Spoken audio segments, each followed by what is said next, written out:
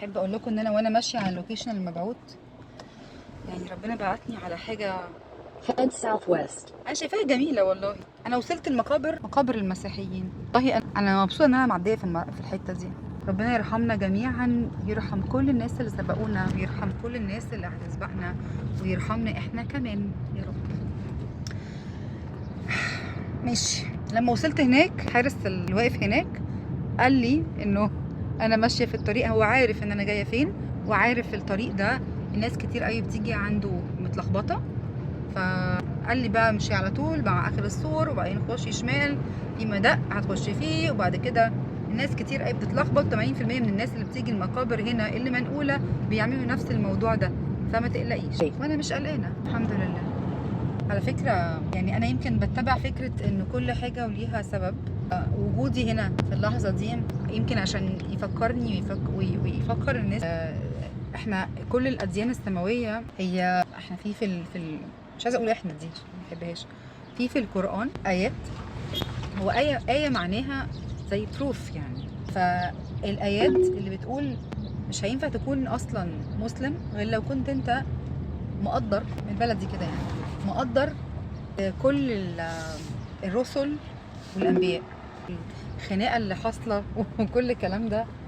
لانه في الاخر هو كل الرسل بتوصل رساله معينه لكل فتره. يعني انا مثلا لو بقول النهارده ان انا سمعت الرساله من 10 سنين عن فكره المونتسوري، وكانت بتعمل ايه في الدنيا، وكانت بتعلم الناس ازاي وكل الكلام ده، فدي برضو رساله. فدي كانت عندها رساله، فانا استلمت الرساله دي في وقت معين. انا بدات اقول للناس يا جماعه الرساله دي انقلها. لما جيت اشكر في يوم من الايام مثلا واحده كانت علمتني حاجه، قالت لي انا ناقله علم، يعني انا ما تشكرنيش، انا بنقل الحاجه من هنا لهنا. In 600 meters, turn right. يا سلام.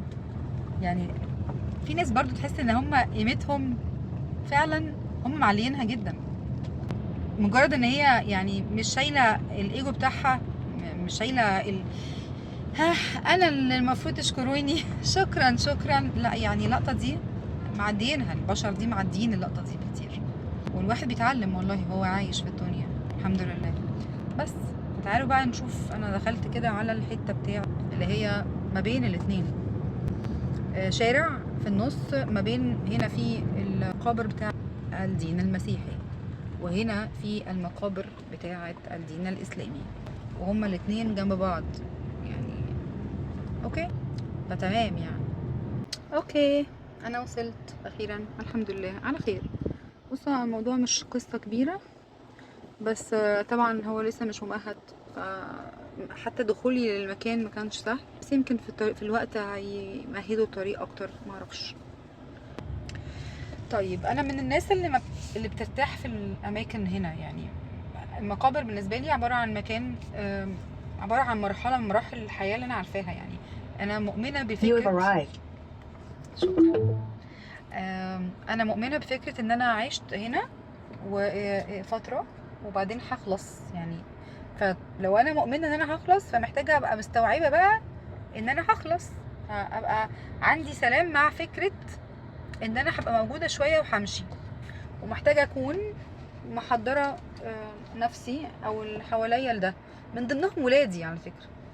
وان في يعني من ضمنهم ولادي، انا بكون محضراهم ان في الطبيعي ان الانسان بيعيش هنا شويه ويسبقنا عشان نتجمع في الاخر كلنا في مكان مختلف، ستيج 2 مثلا للجيم كده يعني. بس اللي انا عارفاه برضو انه اللي بيتوجع جدا، او اللحظه اللي الواحد بيتوجع فيها من فكره الفراق، هي ان مفيش تشانسز تاني. يعني مفيش تاني، مش هينفع خلاص نصلح حاجه، مش هينفع نتكلم مع شخص تاني، مش هينفع ناخد حاجات احنا فقدناها، مكتسبات معينه او مشاعر معينه. مش هينفع ناخد فكره مثلا ان الشخص ده كان السند. يعني الاحتياجات اللي انا كنت بتتلبى عن طريق الشخص مش هتبقى موجوده انيمور. الشخص ده باعتباره انه هو الملبي للاحتياجات. فدي اكتر حاجه بتبقى موجعه جدا في لقطه الفراق، ان انا عندي احتياجات. طبعا هي دي يعني هي دي حته ممكن لو البني ادم ما بيسمعها اول مره بيحس ان هو احتياجات ايه، ده الشخص ده اكتر من كده بكتير. لا، هي احتياجات الشخص بيقدمها لي بيلبيها لي. احتياج السند، ان انا ابقى عندي سند، احتياج الامان، احتياج الفخر بنفسي. لما الاب مثلا يكون بيدلع بنته جدا وبعدين الاب ده يسبقنا، هي متبقاش عندها anymore الاحساس بالامان، انها هيجي لها اللقطه بتاعه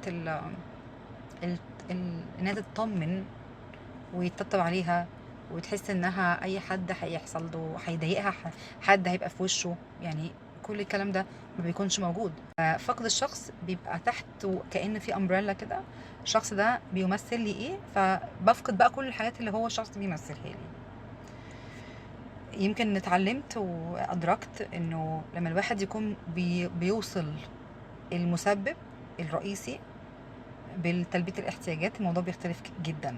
يعني لما انا ابقى عارفه كويس انه مين ده اللي ملبي لي الاحتياجات، لو الشخص ولا الشخص ده كان سهل له في الدنيا، يعني كان هو الماسوره، هنقول التول. الماسوره معناها انه الحاجه اللي هتوصل لي انا الشيء.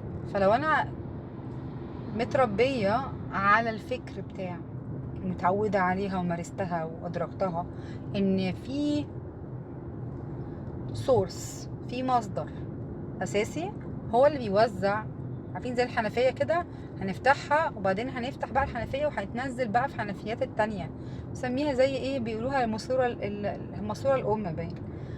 خلاص، السورس الرئيسي اللي بينزل على بقية بقى السورس اللي احنا شايفينها. فلو احنا مثلا كان من ضمن الاعتقادات بتاعتنا حقيقي ان احنا عارفين ان في الاساسي اللي بيرمي على المواسير اللي هي موجوده في حياتنا، اللي هي مثلا اب بقى، ام، زوج، صاحب، ابن، شغل، كل الكلام ده، دي حاجات موجوده في حياه البني ادم وغيرها.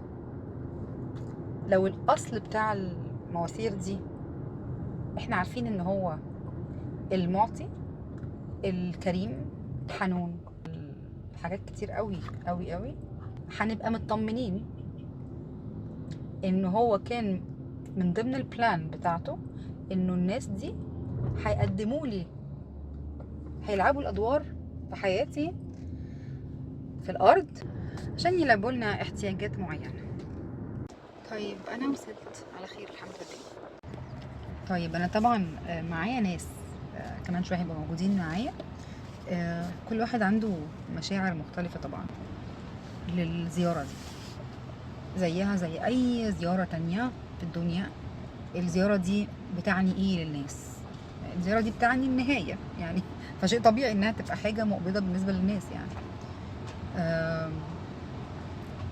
شيء طبيعي علشان احنا حياتنا فيها حاجات كتير قوي تخلينا يا اما تساعدنا ان احنا نبقى زعلانين ان احنا ماشيين وسايبينها، عشان برضو فكرة ان احنا حابين اللقطة، حابين نكمل، حابين نستنى معانا الحاجات اللي احنا خدناها في الدنيا، حابين الناس اللي معانا، او خايفين عليهم، مش عايزين نسيبهم، مش عايزينهم يتأثروا، مش عايزينهم يتعبوا، او اسباب تانية كتير. يعني في الاخر ليها دعوة بان انا عايزة اكون موجودة، او بقى العكس، في ناس تانية بقى بتبقى عايز تمشي، عندهم بقى حل اخر تماما. بس تعرف منين ان انت ما بقاش عندك اللي هو وجع اللي ممكن يوصلك للاضطرابات؟ لما تبقى اول ما تيجي عند الحته مثلا حاجه مكان معين يعمل لك، بنسميها تريجر، بيدوس على زرار عند حاجه معينه عندك، خليك تبدا تحس بشعور وبيجي لك افكار، خليك تبقى تاخد قرار ناحيه الشيء اللي انت شايفه او بتمر بيه. فبالتالي لما هتيجي تفكر في مقابر يبقى معنى كده ان هي موت، معناها نهايه، معناها حاجه وحشه، معناها صويت وصريخ وانهيار، معناها لا حول ولا قوه الا بالله، وده مين هيربيهم، ويا عيني، طب ده ما كان متجوز، لا اله الا الله ما اتجوزش، طب ده كان متجوز، لا اله الا الله، طب كان متجوز، طب وبعدين، واهله ومراته وعياله، يعني على اساس ان هو اللي داس على زرار عشان يبقى ينهي اجله ده كانش عامل حسابه. فهو عدم ايماني بان مفيش البلاننج مش موجود. عشان كده في الفكره بتاعت ان الباب اللي اتقفل بيتفتح جنبه على طول في نفس الوقت باب تاني، فرصه تانية للدنيا. بس احنا بنحب قوي نسمع الكلام ده بلغه مختلفه،